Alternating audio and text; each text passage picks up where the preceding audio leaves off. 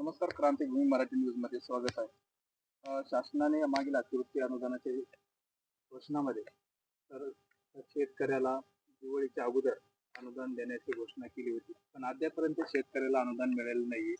आणि त्यानंतर सुद्धा निसर्गाने पुन्हा निसर्गाने पुन्हा अवकाळी एक धडाका देऊन पुन्हा जे शेतातले जे पीक आहे ते पुन्हा नाहीसे करण्याचा प्रयत्न केलेला आहे. आपल्यासोबत काही शेतकरी बांधव आहेत, आपण त्यांच्याशी आज चर्चा करणार आहोत. आदरणीय राज्याचे मुख्यमंत्री म्हटले होते की देशात सर्व शेतकऱ्यांना दिवाळीच्या पूर्वी शेतकऱ्याच्या खात्यामध्ये अनुदान जमा होईल, शेतकऱ्याची दिवाळी गोड होईल. काय तुमच्या खात्यामध्ये रक्कम किती आली आणि दिवाळी तुमची कशा प्रकारे झाली? माननीय श्री मुख्यमंत्री देवेंद्र फडणवीस साहेब यांनी जे पॅकेज जाहीर केलं आणि हे 3 चाकी सरकार आहे, त्याच्यात 2 उपमुख्यमंत्री आणि 1 मुख्यमंत्री, या 3 चाकी सरकारचा मी पहिला जाहीर निषेध करतो. यांनी एक तर पॅकेज जाहीर नव्हतं करायला पाहिजे. जर पॅकेज यांनी जाहीर केल्यानंतर अद्यापही आमच्या खात्यामध्ये 1 रुपयाही टाकला नाही आणि त्याच्यात मुळात म्हणजे विसले आमचा जालना जिल्हाच नाहीये. आमच्या जालना जिल्ह्याला अजून निधीच दिला नाहीये त्यांनी. नेमकं आमचं कसं करायचं? आता 8,500 रुपये हेक्टरनी म्हणता तुम्ही, तर 8,500 झालं. बागायतीचा विषय आला, त्याच्यामध्ये बहुवार्षिक पीक आलं, त्याच्यामध्ये 8,500 रुपये तरी द्या ना. फुल नाही फुलाची पाकळी ही आमची शेतकऱ्याची. काल आम्ही काळी दिवाळी साजरी केलेली हो, हे बघू शकता आलाय. आणि ही फुल नाही फुलाची पाकळी होती. आता हे बघा, या कापसातून असं पाणी गळतंय. ऍक्च्युअली मी तुम्हाला दाखवतो. हे काय थोडंफार उत्पन्न झालं आम्हाला, त्याच्यातून सुद्धा आमचं सगळं गेलंय. फडणवीस साहेब काय करता सांगा ना तुम्ही. मदत कितीची दिली ती? 2 हेक्टर. तुम्ही जार कितीचा काढला होता? 3 हेक्टर. तुम्ही तोंडी काय सांगितलं? आम्ही मदत वाढवून देऊ 3 हेक्टर. परत 2 हेक्टरचाच. धाराशिव जिल्ह्यामध्ये तुम्ही फक्त 2 हेक्टर एवढी माहिती आमच्यापर्यंत आलेली आहे. मग जालना जिल्हा किती मध्ये घेता तुम्ही सांगा ना.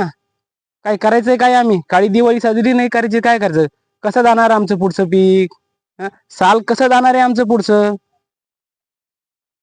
आजच्या परिस्थितीला कापसाला दर काय ठरवून दिलेले आणि शासनाचे दर काय ना मार्केटमधले दर सध्या काय सांगताय?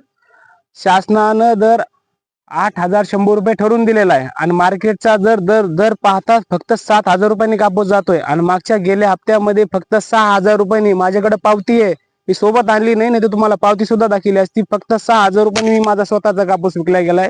मग शासन करताय काय?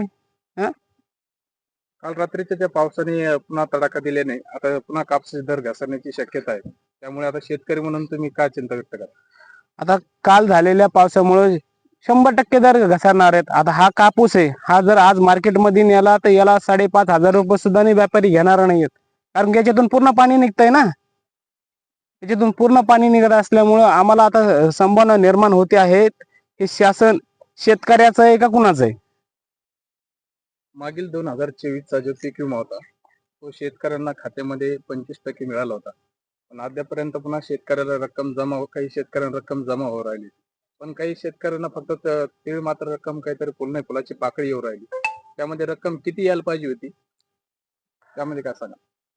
गेल्या वर्षीचा जो विमा आहे हा 25% वितरित केला. आता तुम्हाला एक उदाहरण देतो. माझं सुकापुरी मंडळ आहे. सुकापुरी मंडळामध्ये तर फक्त पहिला जो 25% आहे आम्ही गृहीत धरतो, पण पोस्ट हार्वेस्टिंगला जर आपण तक्रारी केल्या तर जवळपास 75% विमा मिळाला पाहिजे. नुकसान तर खूप झालं. ते मला वाटतं गेल्या वर्षी आपली 1 सप्टेंबरला अतिवृष्टी पाऊस झाला आणि त्याच्यानंतर जो आपण तक्रारी दिल्या त्याच्यानंतर रँडम लावण्यात आला आणि केंद्राच्या निकषानुसार कंपनीला रँडम लावता येत नाही.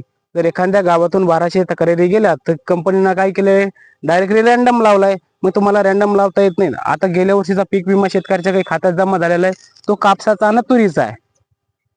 तर मुळात अजून सोयाबीनचा सुद्धा पीक विमा यायला पाहिजे. याच्यासाठी सर्व शेतकरी बांधवांना मी विनंती करतो, ज्या शेतकऱ्याच्या पोस्ट हार्वेस्टिंगच्या क्लेम आहेत या सर्व शेतकऱ्यांनी लढलं पाहिजे.